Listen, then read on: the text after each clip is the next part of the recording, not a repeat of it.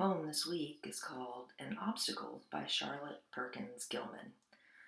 Remember, poetry is written in stanzas, and we have stanzas we need to number 1, 2, 3, 4, 5, 6, 7, and 8.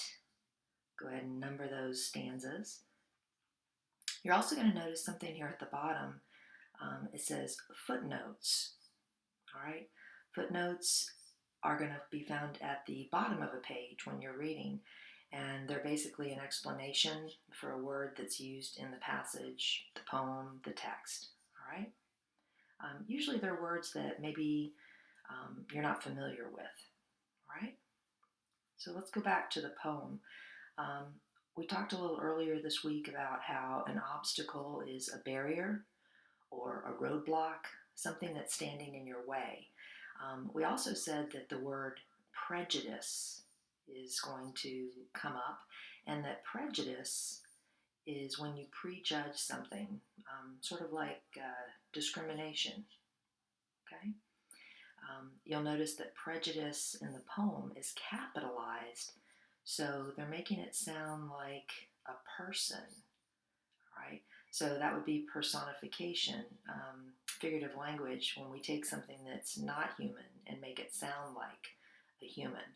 So we're making prejudice sound like something this person is battling, all right, which would be their obstacle or barrier.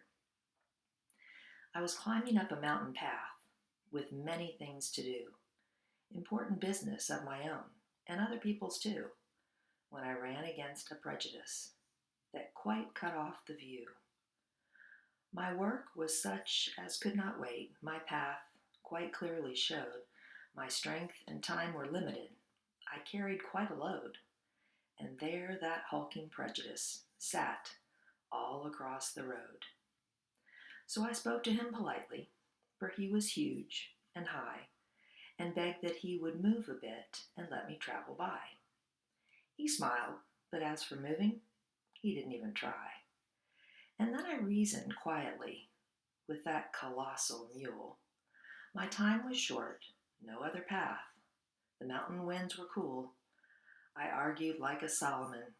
He sat there like a fool. Then I flew into a passion, and I danced and howled and swore. I pelted and belabored him till I was stiff and sore.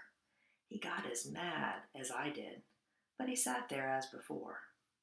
And then I begged him on my knees. I might be kneeling still. If so, I hoped to move that mass of obdurate ill will, as well invite the monument to vacate Bunker Hill. So I sat before him helpless, in an ecstasy of woe. The mountain mists were rising fast, the sun was sinking slow, when a sudden inspiration came, as sudden winds do blow. I took my hat, I took my stick, my load I settled fair.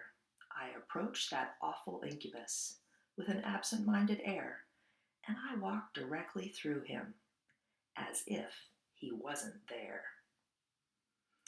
Well, I want you to go back and look at the words colossal, Solomon, obdurate, Bunker Hill, ecstasy, and incubus. And I want you to put numbers 1 through 6 matching with these words. Put them next to each one of those words. And then let's think about what the speaker was trying to say in this poem. Originally they were walking and they ran into this prejudice and tried to speak to this prejudice politely, and then tried to reason with it to move, and then got very upset, flew into a passion, and danced and howled and swore and pelted and belabored him, then decided to try to beg him to move. None of that worked. So the speaker just sat there for a minute, and then all of a sudden realized, you know what? I'm just going to not even worry about that prejudice. I'm just going to walk directly through him as if he wasn't even there and just keep right on walking.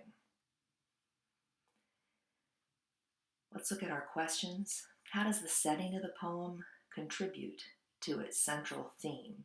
So you have to decide which one of these, A, B, C, or D, contributes to the central theme. Which one really supports the central message or theme? Okay, so think about what that central message or theme is, and we've talked about that. What type of figurative language is used throughout the poem with the word prejudice? I mentioned that earlier.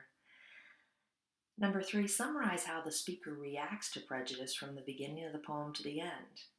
And I just explained that, so see if you can go and put that into your own words, how the speaker changes from the beginning of the poem, how they, try to reason and speak politely, and then by the end, how that changed. And then number 4, how does the last stanza contribute to the speaker's point of view, how the speaker feels?